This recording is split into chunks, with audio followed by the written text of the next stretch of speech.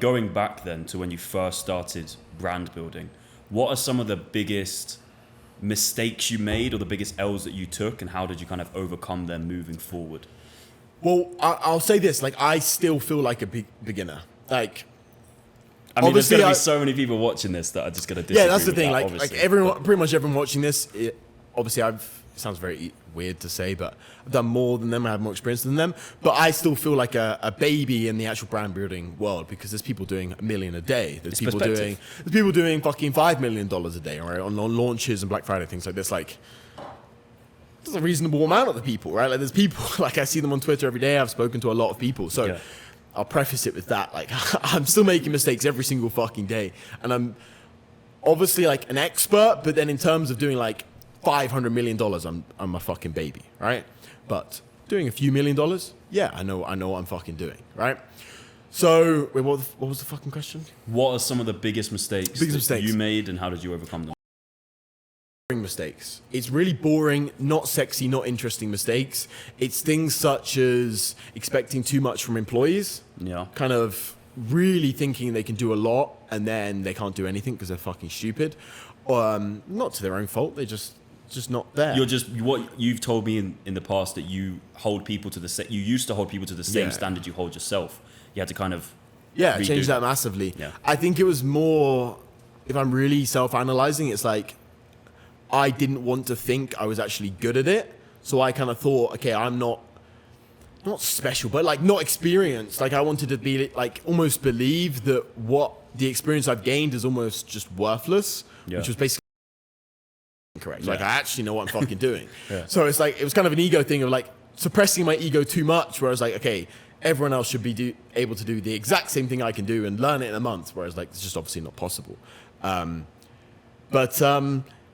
The biggest mistakes is, it's definitely expecting too much from employees. If thinking employees are going to think on my brain level, or have my understanding, or have, I would say my thought process and my care for my business. Obviously, they don't care. They're getting paid £10 an hour.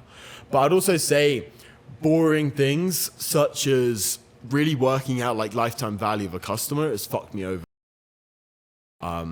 It's good now, and obviously I've lost hundreds of thousands, if not millions, from those mistakes.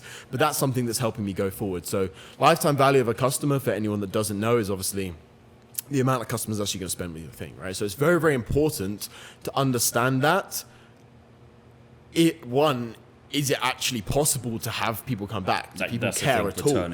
If you're selling a shit product, no one's going to come back, obviously, right? But we try and sell good products, and selling good products, a bit of a blanket statement, but typically if you're selling a good product, you really want to get the returning customers. Because if you're actually selling a good product and you're doing everything legitimate, your margins are going to be pretty small for the most part, right? Because there's obviously a lot of people just selling shitty stuff and just pump and dump and whatever, and they don't care about returning customers, so it's kind of cheaper for them, whatever, right? But a brand like My Licorice, for example, that's very important to understand the lifetime value of a customer and understand the cash flow as well, like the 90-day lifetime value for a customer. It's like, because the sales from My Licorice are heavily dependent on people coming back, right? Well, with the profit, there's no profit. If basically we weren't doing emails and we weren't doing SMS, we weren't doing retargeting, and we weren't fucking shoving it down people's throat once they've already bought from us, and we had a bad product, there would be no profit at all. Because with just pure paid advertising, it's basically impossible for us right now, with just the size of the market, just the product we sell, to get profit from the first purchase. It's basically impossible. So like, that's a big mistake, because I originally thought, like, because I was used to doing drop shipping, that's my first brand, I was like, okay, wait, what? You don't make profit from the first, like, how the fuck does that work? You don't make profit initially? You got to wait like 90 days to actually make profit? So it's a very different mentality to running ads, and a very different mentality to actually just going about a brand. It's completely different. About an e-com thing. I was like, even with Etsy, right, you're going to have 99.9% of your orders come from new customers.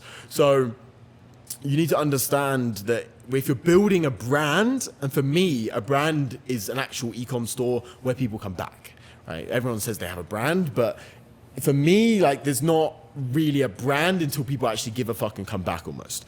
So, bro, this fucking sofa's really a weird one, to be honest. It is a bit, you know. I'm a bit too big for this. Like, viewers don't know I'm actually like 6'9", like. Yeah, and I'm 7-2.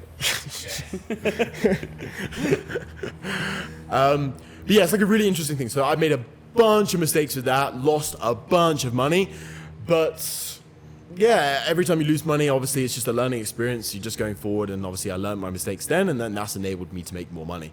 So that's obviously the biggest thing, to be honest, with just pure profitability, with kind of the branding side of things. Yeah. And then there's also, I suppose, yeah, I think that's the biggest. I mean, yeah, I think those yeah. two mistakes that you've kind of learned from, and obviously helping out everyone else, are good enough, right? Yeah, and actually, one very thing that is the most boring thing in the world. I personally hate numbers. I hate all that fucking bullshit. I just like, I don't know. I don't know, whatever. I don't like it. Like the profit and loss stuff.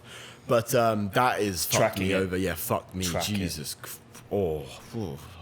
Yeah, that's one thing I constantly push to other people as well. Yeah, track you have to every single month. You've got to track your bank statements, not what the Etsy dashboard says and what you think your cost of goods are, like your actual invoice, your money coming in and out.